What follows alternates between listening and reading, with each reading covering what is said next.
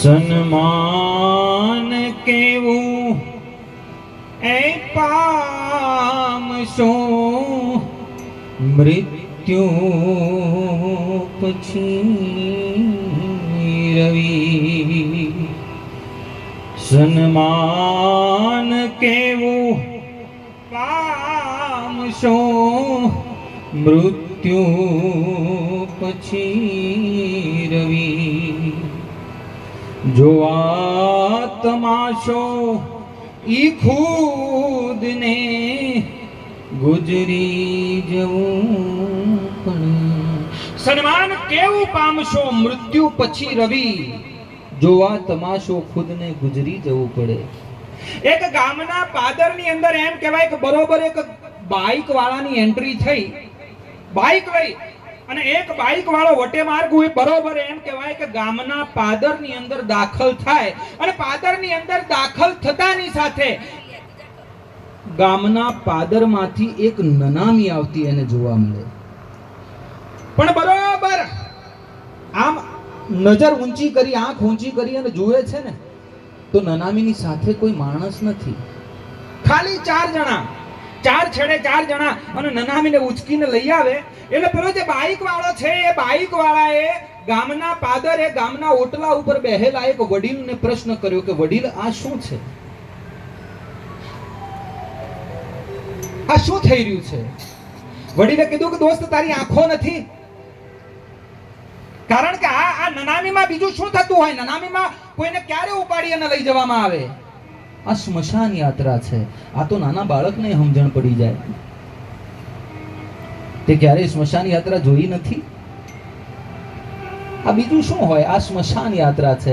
આ અમારા ગામમાં આજે એક જણ ગુજરી ગયો, આ એની નનામી લઈ અને ચાર માણસ જઈ રહ્યા છે.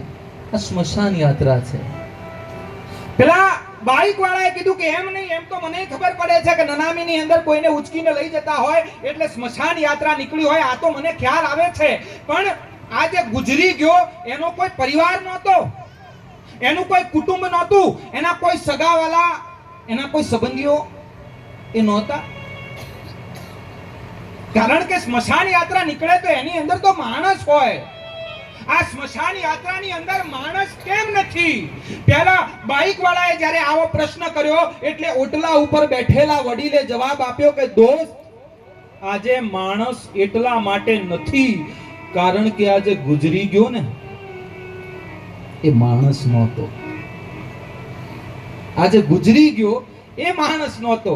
એટલે આમ એ હતો એ માણસ જેવો, પણ એના કામ માણસ જેવા નહોતા, એના ધંધા માણસ જેવા નહોતા. આ વાતને એકાદ મહિનાનો સમય વીતી જાય. હવે મારી વાત ઉપર ધ્યાન આપજો અને બની શકે તો અવાજ ઓછો રાખજો. કારણ કે ભજનની અંદર તમે અવાજ કરતા હોય ને સંગીતમાં કદાચ ખબર ના પડે, પણ અમારો વિષય બોલવાનો છે. એકાદ મહિનાનો સમય આ વાતને વીતી જાય એટલે ફરી પાછો એનો એ વટે માર્ગું અને એનું એ જ ગામ છે. એના એ ગામની અંદર ફરી પાછો પેલો વટે માર્ગું એમ કહેવાય કે બાઇક લઈ અને દાખલ થાય. ગામમાં પ્રવેશતાની સાથે આમ નજર ઊંચી કરી અને જુએ છે તો આજ ગામની અંદર જાણે મેળો ભરાણો છે. એક સાથે 100 દીકરીઓના સમૂહ લગ્નનું આયોજન હોય અને એની અંદર જેટલી ભીડ હોય એટલી આજ ગામની અંદર ભીડ છે. આજ ગામમાં જ્યાં નજર પડે બસ માણસ જ માણસ દેખાય છે. એટલે ફરી પાછો એકાદ મહિના પછી પેલો જે બાઇક વાળો છે એ ફરી પાછા પેલા ઓટલા વાળાને પ્રશ્ન કરે કે દોસ્ત આ શું છે? આજે તમારા ગામમાં શું છે? અને ઓટલા ઉપર બેઠેલો પેલો વડીલ ફરી પાછો એનો એ જ જવાબ આપે કે દોસ્ત આ સ્મશાન યાત્રા છે. समय बलवान है नहीं मनुष्य बलवान. अरे काबे अर्जुन लूटियो वही धनुष वही बाण. આ સમય કેવો બદલાઈ જાય, પરિસ્થિતિ કેવી બદલાઈ જાય. એકાદ મહિના પહેલા એનો એ જ વટે માર્ગું, એનો એ જ બાઇક વાળો, જેને સવાલ પૂછો તો સવાલ પૂછવા વાળો એનો એ જ છે સાહેબ. જેને જવાબ આપ્યો તો એ જવાબ આપવા વાળો આજ એનો એ જ છે. પેલાનો પ્રશ્ન એનો એ છે અને આનો જવાબ એનો એ છે. પણ ખાલી ચિત્ર બદલાઈ ગયું, પરિસ્થિતિ બદલાઈ ગઈ. પેલો માણસ કહે છે પણ દોસ્ત આવી સ્મશાન યાત્રા હોય, આ સ્મશાન યાત્રાની અંદર આટલા બધા માણસો તો મેં ક્યાંય જોયા નથી ભાઈ. આજે આ સ્મશાન યાત્રાની અંદર આટલા બધા માણસો કેમ છે? 1 મહિના પહેલા એને કીધું હતું કે માણસો કેમ નથી, અને પેલાએ જવાબ આપ્યો હતો કે માણસ એટલા માટે નથી કારણ કે આજે ગુજરી ગયો એ માણસ નહોતો. આજે ફરી પાછો 1 મહિના પછી એનો એ જ વટે માર્ગુ પ્રશ્ન કરે છે કે દોસ્ત આજ આટલા બધા માણસો કેમ છે? ગામના ઓટલા ઉપર બેહેલા પેલા વડીલે જવાબ આપ્યો કે દોસ્ત આજ માણસ એટલા માટે છે કારણ કે આજે ગુજરી ગયો ને એ માણસ હતો. આજે ગુજરી ગયો એ માણસ હતો. અરમાન જિંદગીના પૂરા થાય તો ઘણું છે, એક બે ચાર કામ જીવનમાં સારા થાય તો ઘણું છે. અરમાન જિંદગીના પૂરા થાય તો ઘણું છે, એક બે ચાર કામ જીવનમાં સારા થાય તો ઘણું છે. ને મુશ્કેલ છે જિંદગાની એની તો મજા છે. મુશ્કેલ છે જિંદગાની એની તો મજા છે. જીગરથી જામ એનો જો જીરવાય તો ઘણું છે. ને લવલેશ ડર મોતનો મુજને નહીં સતાવે, સહેજ પણ લવલેશ ડર મોતનો મુજને નહીં સતાવે, પણ ક્યાંક મહેફિલમાં મારી ખોટ વર્તાય તો ઘણું છે.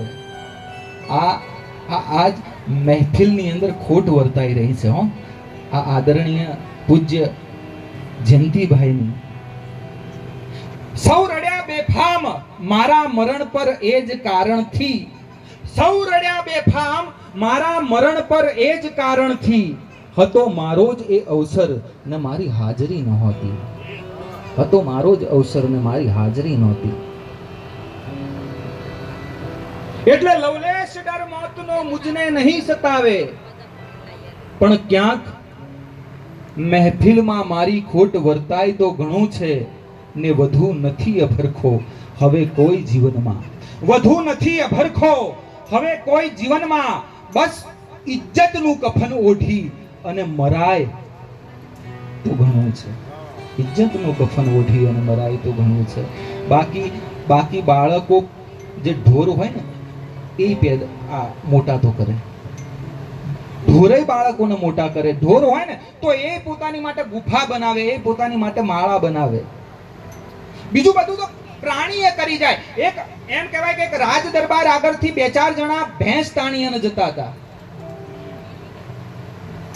એ રાજાએ આ દ્રશ્ય કોઈ દિવસ જોયેલું નહીં. રાજાએ પેલા બાજુમાં વજીર ઉભો હતો, વજીરને પૂછ્યું કે વજીર આ શું કરી રહ્યા છે? એટલે વજીરે કીધું કે આ તો ભેંસ તાણીને જાય છે. પણ આ ભેંસ આ મરી ગઈ છે અને એને શું કામ તાણીને જતા હશે? વડીલે પેલા વજીરે કીધું કે ભાઈ રાજા, એની અંદરથી ચામડું નીકળે અને એ ચામડાના ઉપયોગ થાય. એ ચામડામાંથી ચપ્પલ બને, એની અંદરથી ઘણી વસ્તુઓ બને, એટલા માટે. એટલે રાજાએ પૂછ્યું કે આ ઢોરના ચામડાની અંદરથી આવી અવનવી વસ્તુઓ બની શકે તો આપણા ચામડાનું કઈ ન થાય?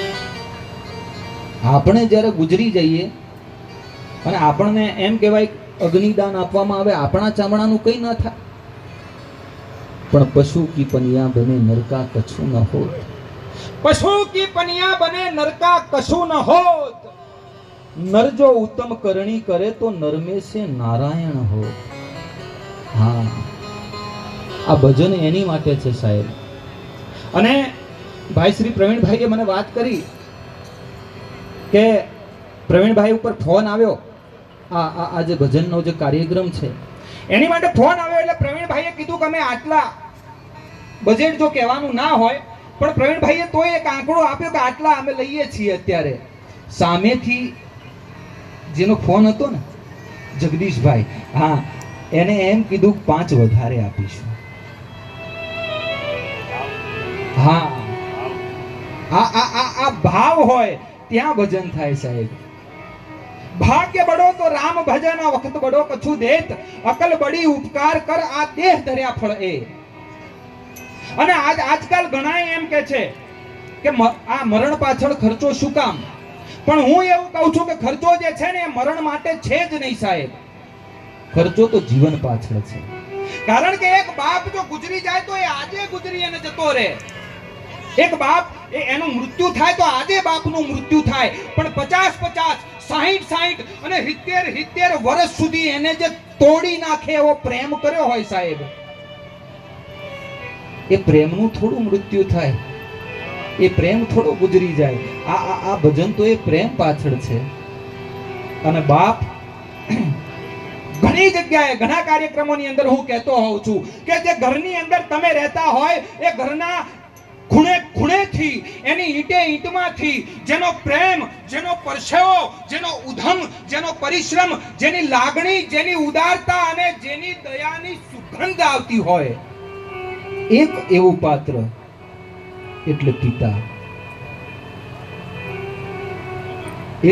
એક બાપ ઘર ચણે ને સાહેબ, તો એ ઘરની અંદર ખાલી ઈંટ, માટી અને સિમેન્ટનું જ ચણતર નથી થતું, એની અંદર એ બાપનો પરસેવો ચણાય છે. અને એટલા માટે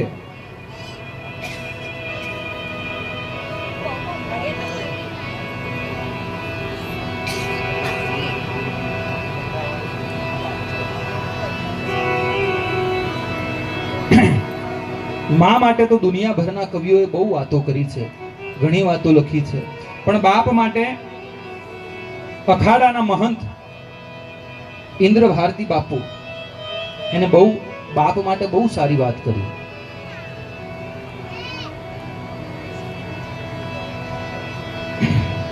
હે એવો ઘેરો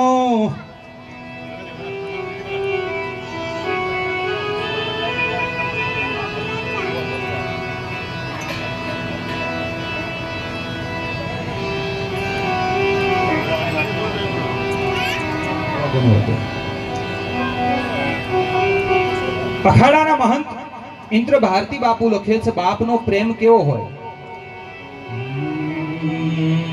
એવો ઘેરો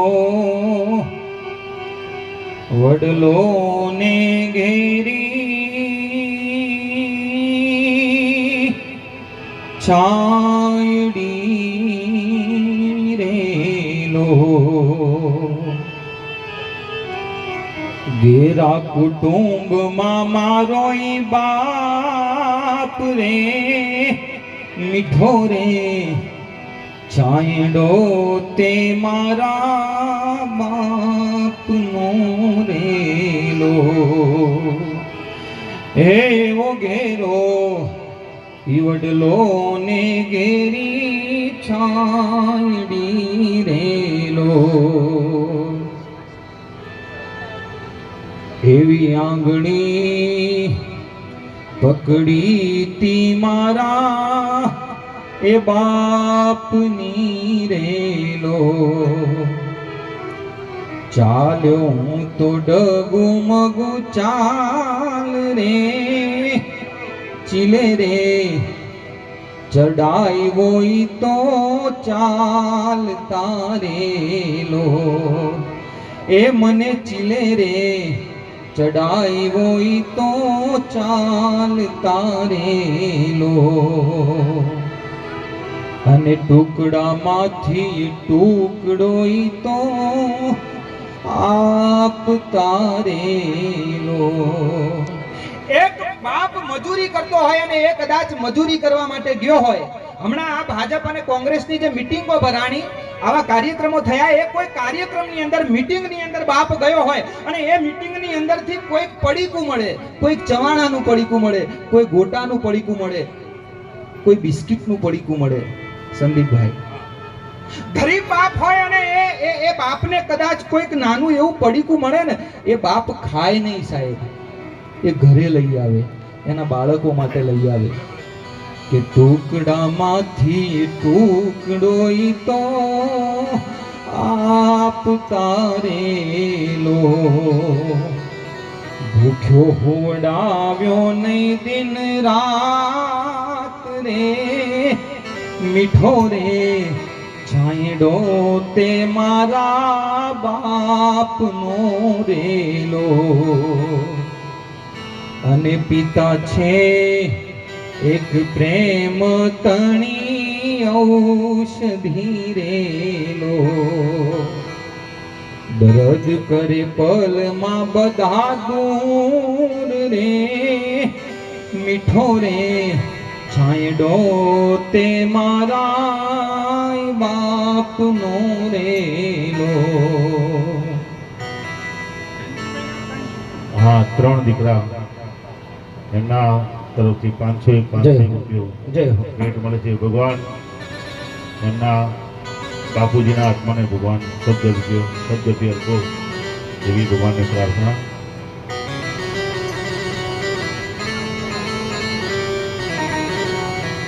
ક્રિકેટ જે જોતા હોય ને એને ખબર હોય, સંદીપભાઈ જય હો.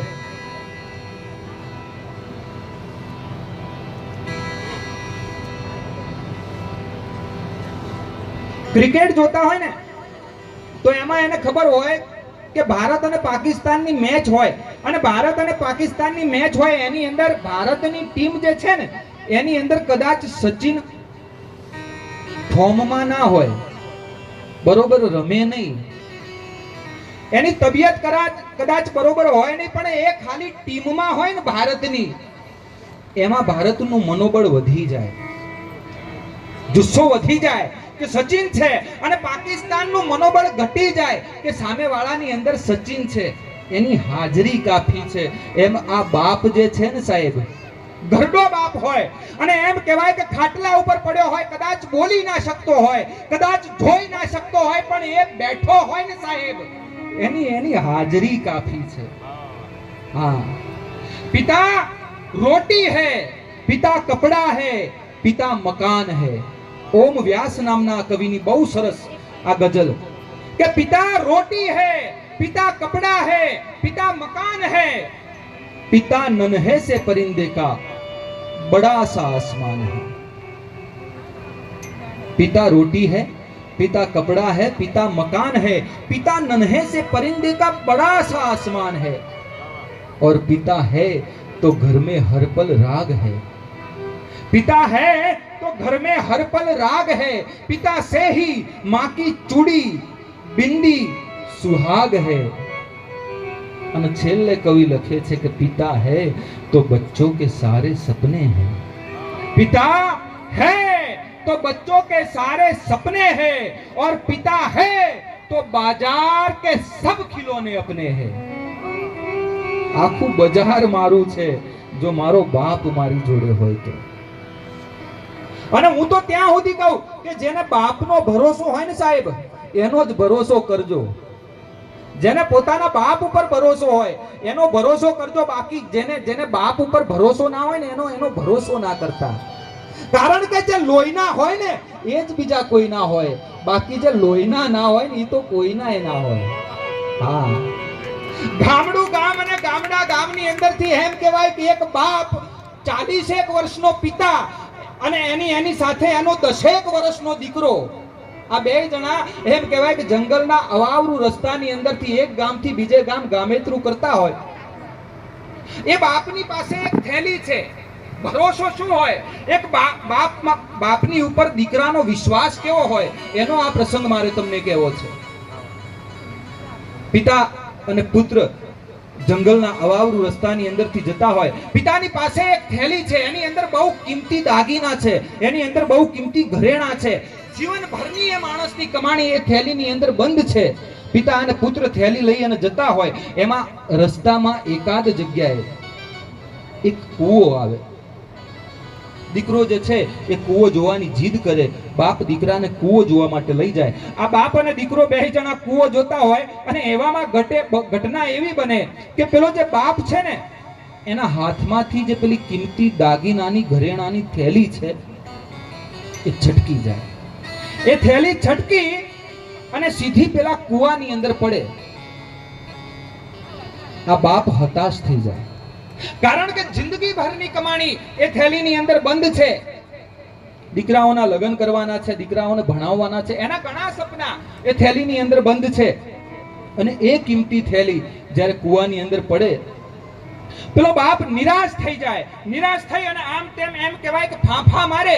ફાંફા મારતો મારતો પેલો જે બાપ છે એ ઝાડવાના વેલા શોધી લાવે.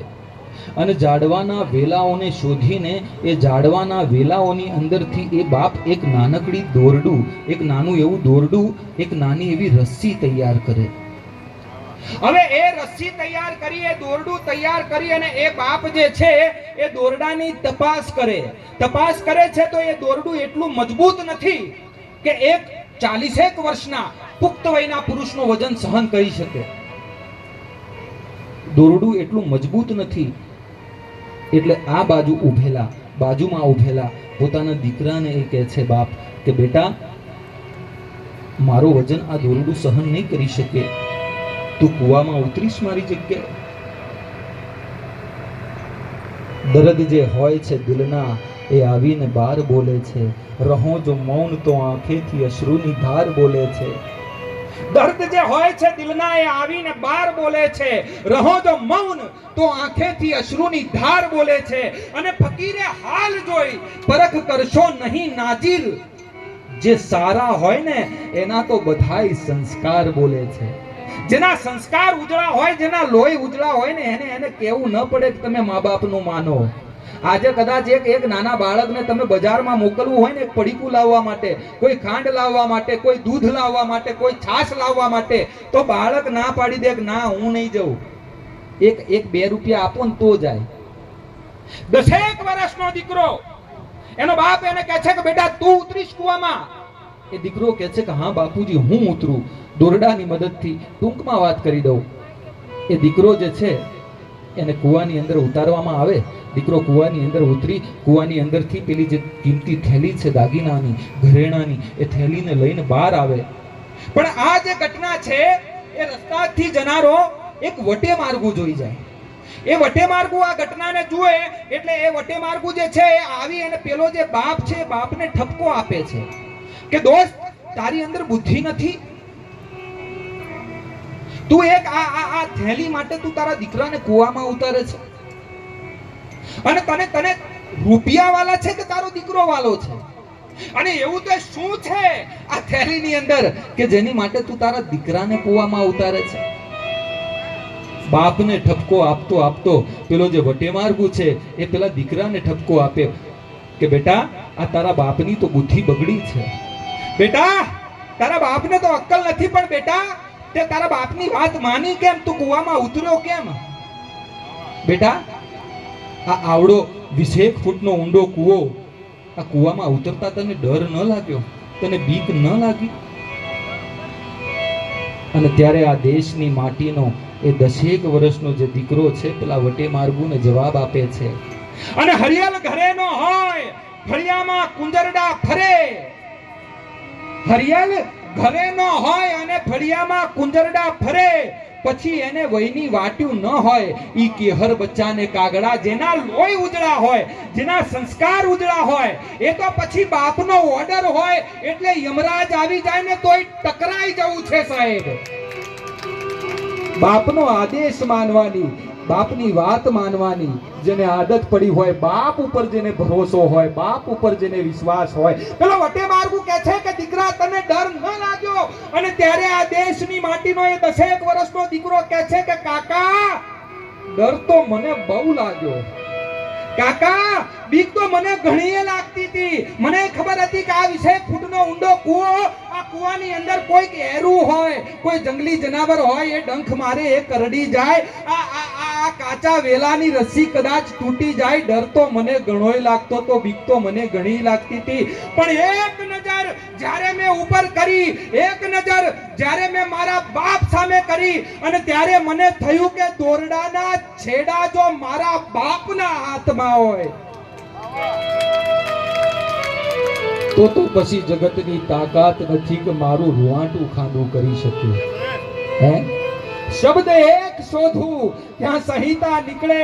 અરે કૂવો ખોદવા જાઓ ત્યાં સરિતા નીકળે. અને કંઈક અલગ તાસીર છે આ માટીની. અહીંયા મહાભારત વાવું ને ગીતા નીકળે. આ દેશની તાસીર કંઈક જુદી છે સાહેબ.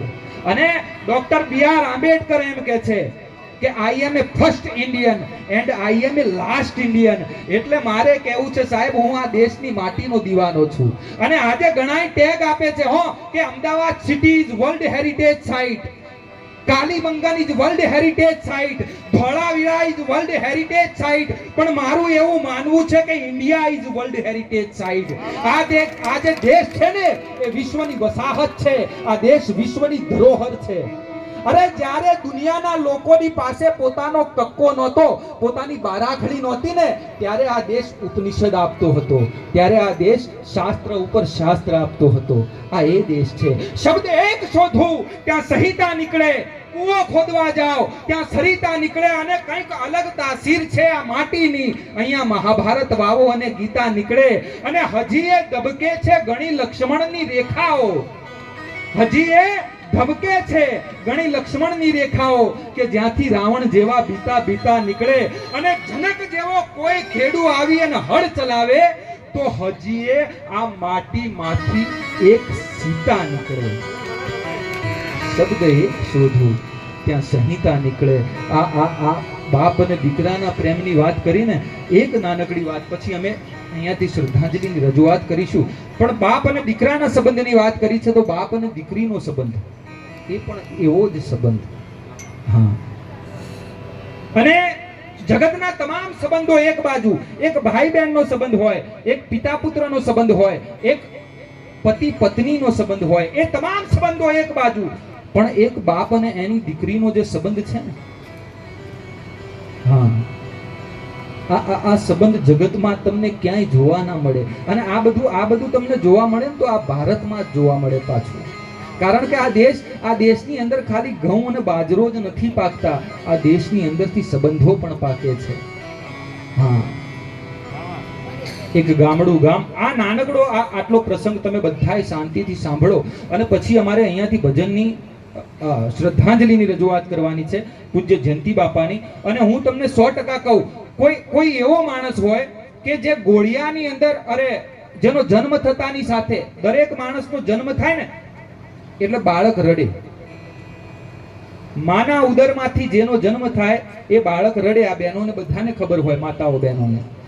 પણ કોઈ એવો માણસ હોય કે જેનો જન્મ થયો હોય અને જન્મતાની સાથે પણ જે રોયો ના હોય, પારણાની અંદર પણ, ગોળિયાની અંદર પણ કોઈ માણસ એવો હોય કે એની આંખમાંથી આંસુ ના આવ્યા હોય, એ રડ્યો ન હોય, એવો માણસ જો આ બે કલાકારો જે છે, આ બે ભજનીકો જે છે ને, પ્રવીણભાઈ અને સંદીપભાઈ, આ બે ભજનીકો, આ બે ભજનના આરાધકો એ શ્રદ્ધાંજલિ ગાતા હોય અને જે જન્મ ઉપર પણ રોયો ના હોય એવો કોઈ માણસ આવી અને બેહી જાય, આ લોકોની શ્રદ્ધાંજલિ સાંભળીને એની આંખ ભીંજાઈ જાય.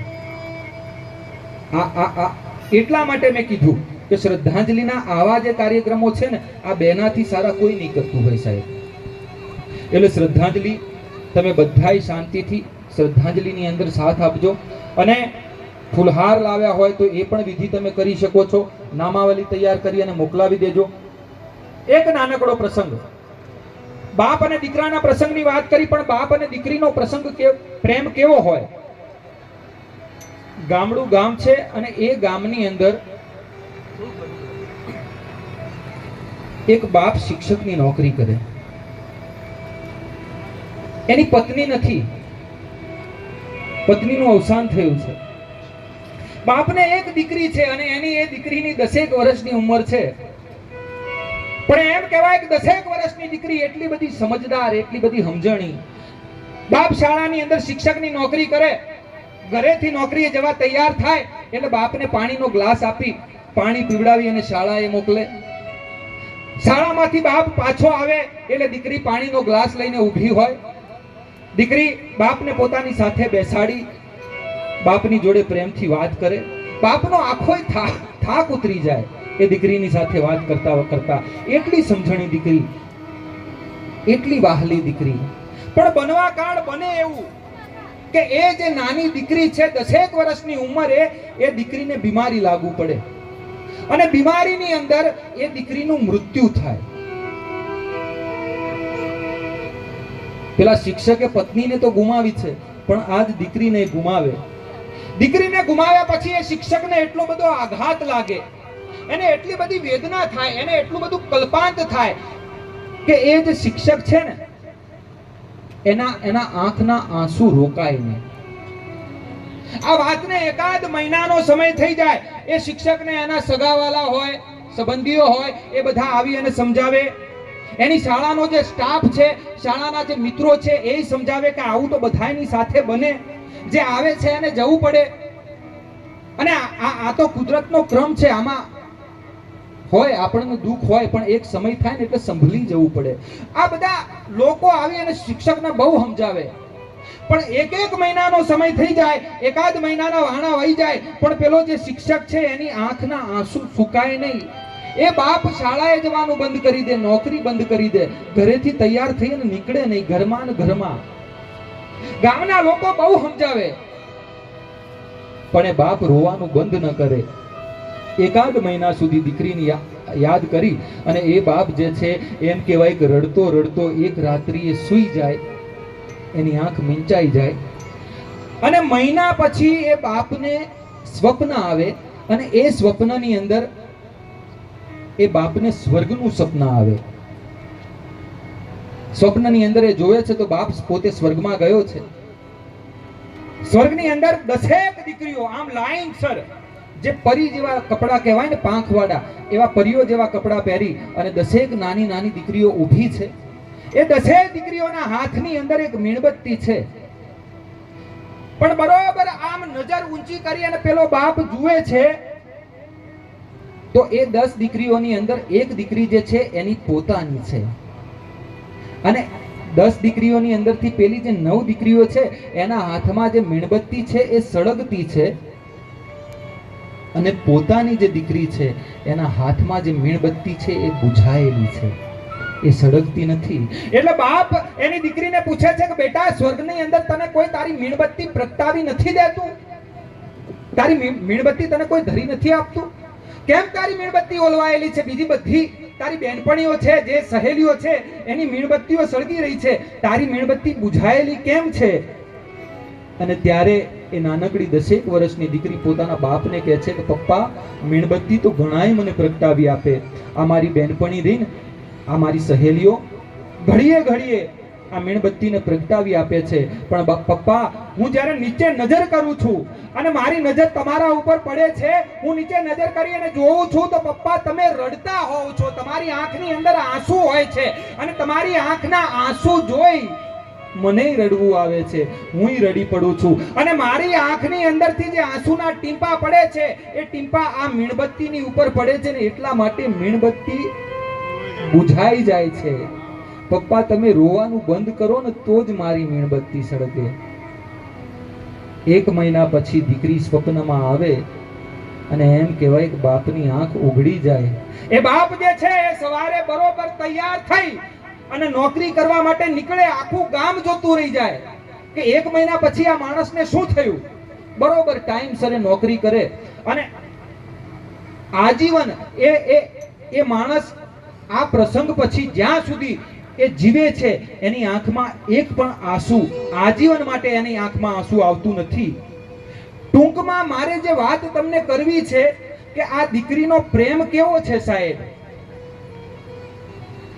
આ વાત ઉપરથી મારે અને તમારે સમજણ લેવાની, સમજવાની જરૂર એ છે, સમજવા જેવી વાત એ છે કે હું શું કહી રહ્યો છું. હું એમ કહી રહ્યો છું કે એક મહિનાના વાણા વાઈ જાય, એક મહિનાનો સમય થઈ જાય, મરણના એક મહિના પછી જે બાપના સ્વપ્નની અંદર આવી અને બાપના આંસુડાઓને લૂછી જાય ને, એને જ દીકરી કહેવાય.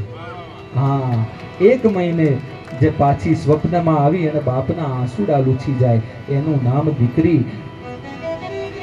એટલે ગુરજીએફ નામનો એક બહુ મહાન ફકીર થઈ ગયા, અને ગુરજીએફ નામના એ ફકીરે બહુ સારી વાત કરી છે કે જે સંતાન સાચે જ દેખાડો કરવા માટે નહીં, એડવર્ટાઇઝ કરવા માટે નહીં.